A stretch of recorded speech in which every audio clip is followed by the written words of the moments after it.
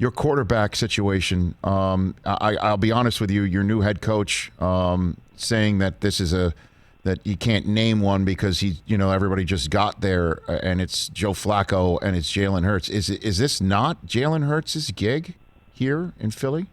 Now we're post-draft? Well, there's a lot to like about Jalen Hurts. There's no doubt about it. I mean, you go back to the reasons that we drafted him and the skill set that he provides and that he has, and really, you talk about another guy who exhibits exceptional toughness and how many games he won as a college football player, and then you watched him every day. You watched him get better. You watched him really get better from Alabama to Oklahoma, and then Oklahoma through the pre-draft process.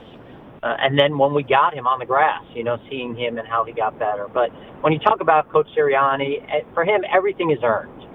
We feel great about Jalen, but he wants to have competition everywhere. And so, obviously, we got some veterans who have so many skins on the wall that, maybe that's not realistic to say. But Jalen's, and that's how he's always been. So I think that was kind of part of it. And certainly you're also talking about a week before the draft and not wanting to give all the answers to the test. Right, I guess so. So Hurts obviously knows Devontae Smith, and we know that. My gosh, I mean, I could go on and on with you for about an hour, and I appreciate you taking the time here as you're driving around.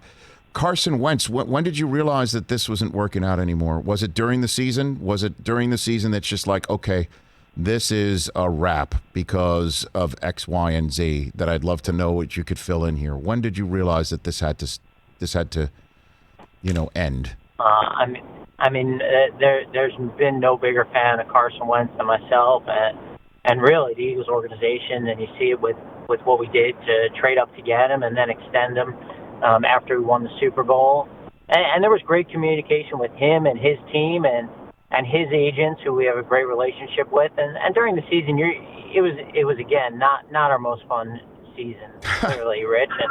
And so, you're trying to get through it and get through the moment and not really have those conversations. And amazingly enough, really, we still had a chance towards the end of the season.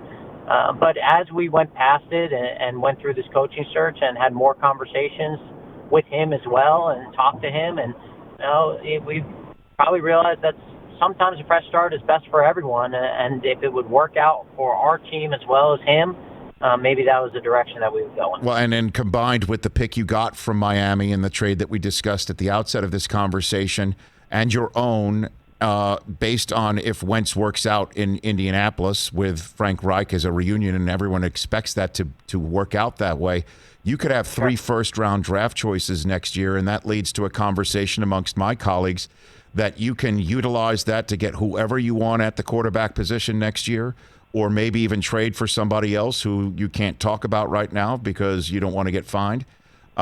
Is this a Jalen Hurts 1-year audition for the gig in Philadelphia, Howie? No, I think when you look at it, you go back to us being in the Super Bowl in 2017 and then trying to run it back in 2018. And, man, there was a moment in that New Orleans game that I felt like we were going back to the championship game. And then the following year we won the division. And we were doing some short-term things to win. And I feel like there are moments with your football team where you do whatever it takes. And certainly we were trying to do whatever it takes to win more than that, just one Super Bowl. And then we kind of got an opportunity here to maybe get our cap back right and to get a bunch of draft picks. And I think I saw that we have the most draft capital of any team in the league. So at the end of the day, we have the flexibility at any position to improve our football team going forward. And